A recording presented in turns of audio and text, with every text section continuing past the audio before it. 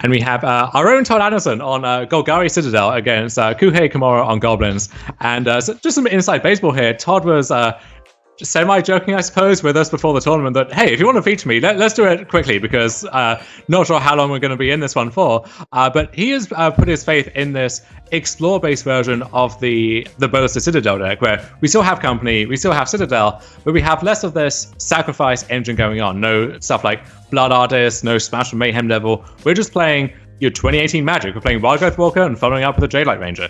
Well, in a lot of ways, it might literally be 2018 Magic, but Wild Growth Walker is also a combo enabler in this deck, right? This is the sort of archetype where playing your Explorer creatures gives you more life with your Bolas's Citadel, to play more Explorer creatures to give you more life, and so on. And those Explore triggers can rig the top of the deck for the Bolas's Citadel as well. So often, Jadelight Ranger is the literal perfect card to find off that Citadel. Here's another Mofo Branch Walker. Yeah, another Branch Walker, another Explore trigger, even Seeker Squire joining the party here too, repeating all of that again. And this is the draw from Goblins that Anderson is trying to capitalize on. A lot of the draw to the Goblins deck is the fact that the beatdown deck, or the beatdown side of it, is usually good enough. But against Wild Growth Walker, it's pretty hard to actually have a fair, aggressive draw, right? It's a Tarmogoyf that gains you upwards of 10 life. Yeah, you see Goblins as this aggro combo deck where sometimes the aggro half gets it done and sometimes the combo half gets it done, where on this battlefield, the aggro half not getting it done. I think it's safe to say that much. However, Kuhei could still just steal this game on the spot with a Muxus, with the combo half of the deck.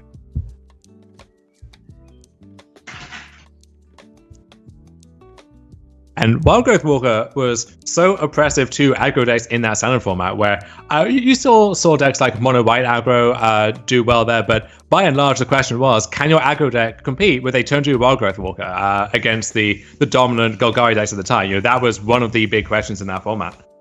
Yeah, and this is a position where it's just putting another aggro deck to the test. Ooh, and there's that combo half on top of Kimura's deck. And I love that Snoop is this harbinger of doom where Todd sees it coming. He knows what he has to face down this turn, and so he knows he has to do something pretty impressive right here to stay in the game. Whoa, Strider, impressive or not? What's the rating? Right here, not so impressive. In general, love it. One of my favorite designs, certainly, of the past year and change of Magic printings. And lots of blocks being lined up here. And this is the kind of game that Anderson's got to feel fairly comfortable in, right? Anderson, longtime grinder, one of the most familiar faces on the SCG Tour. Combat math is just something that comes naturally to a lot of these old school players. Yeah, you often see less experienced players, especially in paper Magic, just kind of rearranging all their cards and lining out the blocks and kind of almost thinking through the process out loud. You watch someone like Todd play, he'll just immediately put them where they're supposed to be and snap it off. He knows what he's doing there. Oh, these Wild Growth Walkers getting big. They're getting real big.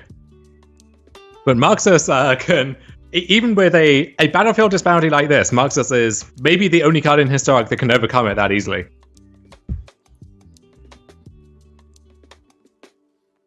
Look, where there's a wart, there's a way.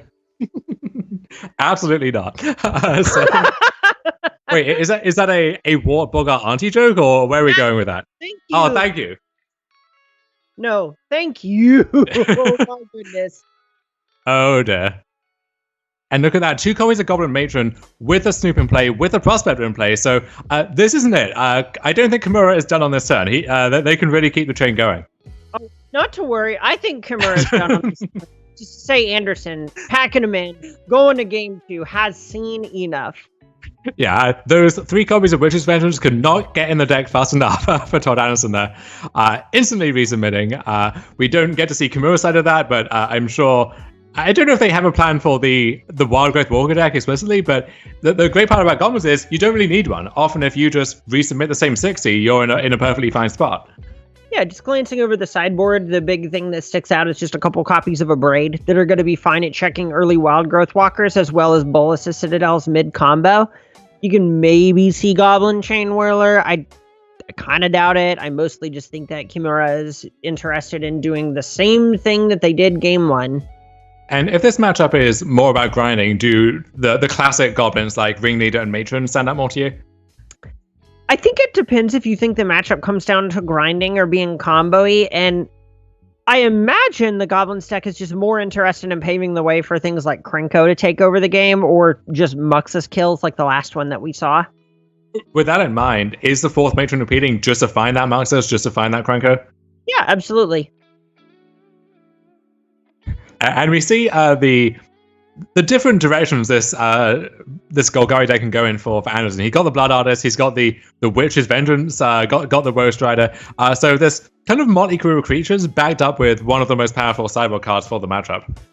Yeah, absolutely. This is the kind of deck that just is able to play both sides of it in a way that feels natural. It is Blood Artist and a second Gilded Goose.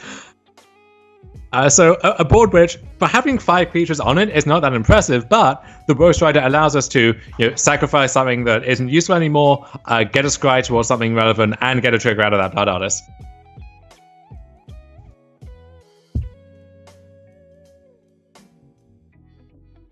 Goblin Chieftain coming down there for Kimura. And we get to freely attack into to Anderson's board. Whoop. Oh, well, we love to see that one. Sadly, the Temple of Malady entering the battlefield tapped, meaning we're not firing that one off on this turn. We don't have the second food for the Gilded Goose either, so might need to take a turn off to line that one up. But Witch's Vengeance, dealing with both of Kimura's creatures there, a perfectly fine substitute. And Blood Artist loves playing with Witch's Vengeance. Oh, absolutely. And here's Goblin Matron. What are we digging up for Kimura? Oh, just Fanatical Firebrand. Interesting. Paying off that Blood Artist, I have to imagine. Yeah, this is a sign where Kimura realizes just how much damage that Blood Artist can do over the course of a long game, especially if Kimura is looking at playing Skirk Prospector. And there is Bosa Citadel, the namesake card of this Golgari deck for Todd Anderson. We are off to the races. And we see a second copy of Bosa Citadel, but the great thing about Roast Rider in this deck is you just get to keep filtering away and taking another look to keep that chain going. So we'll scry that one to the bottom. Just find a Llanowar Elves. We don't really want that one either, although it's 1 life. It's effectively free. Yeah, if you hit a Blood Artist, it's very free. And now we get to sacrifice that freshly cast Llanowar Elves to scry again with the Roast Rider, keep the chain going. Gilded Goose is going to... that goose is cooked now.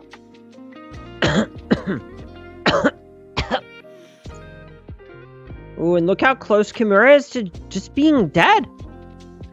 On 2 life now with a Blood Artist in play. Oh, jeez. And unfortunately, poor Todd Anderson just finding yet another land on top with Roast Rider. It's a tough life sometimes. Okay, but Kimura can't have another creature dive. No, this is it.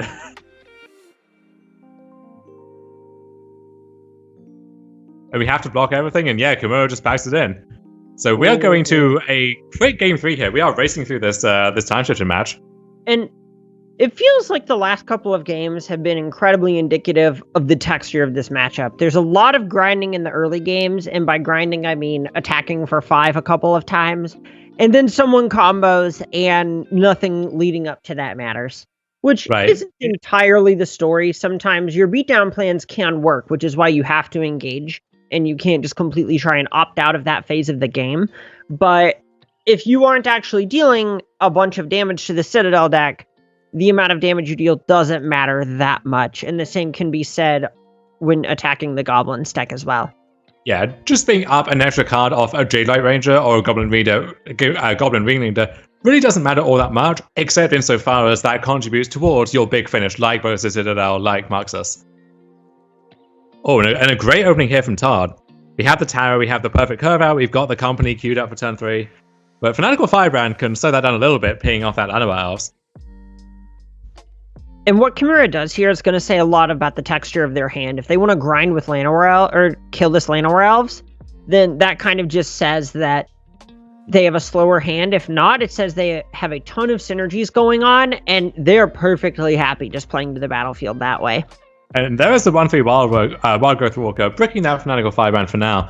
And that previous turn was really interesting, where Kimura attacked with both of the Firebrands, leaving Todd the option to not block and untap with the Llanowar Elves. But Todd, knowing that he didn't have the 3-drop queued up for that, decided to decline that. Okay, but look at this Krenko that Kimura has cranked out way ahead of schedule here. That's something that Anderson cannot beat in a fair game. Absolutely not. And Witch's Vengeance in hand, Anderson just is not going to be able to attack through this card. Yeah, you can put as many counters on that Wild Growth Walker as you like. It will be overpowered in due time by that Krenko. And Boza Citadel staying on top there for Todd Anderson.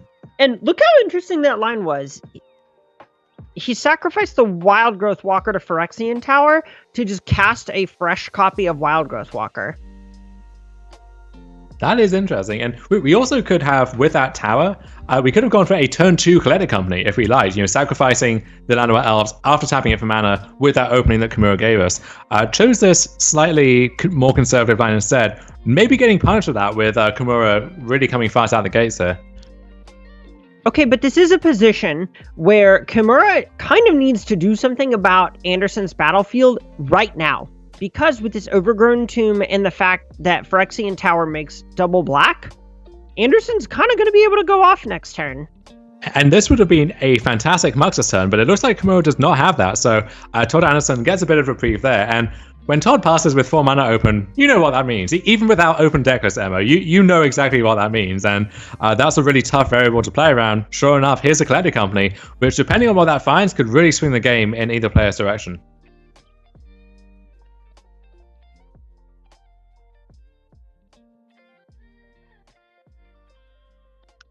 Gilded Goose a nice pickup here off of this company in a subtle way, because it means that Anderson doesn't have to shock for Overgrown Tomb in order to make that extra black mana for Citadel next turn.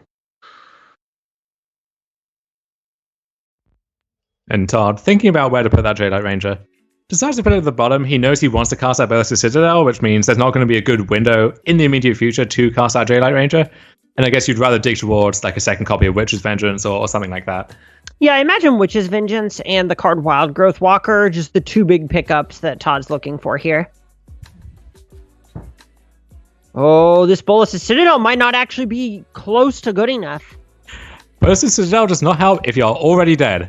And Todd is going to have to make some quite punishing blocks here to stay at a somewhat reasonable life total. 8? Is 8 the number here that he's going to? Now, one option that Todd does have is he has that Road Strider. He's got those 3 creatures. Are we just in turbo mode digging for Witch's Vengeance? Yeah, I think this may be that spot where you just have to hope that happens.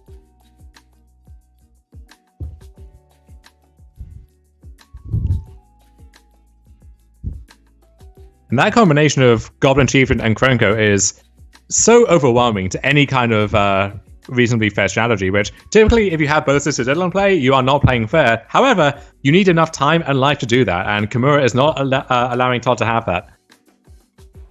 So here it is. We get another scry with our Citadel. If we can find the Witch's Vengeance, we might be back in this.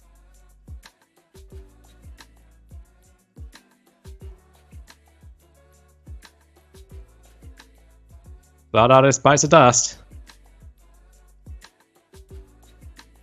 There's Woe Strider. Okay. We have redraws.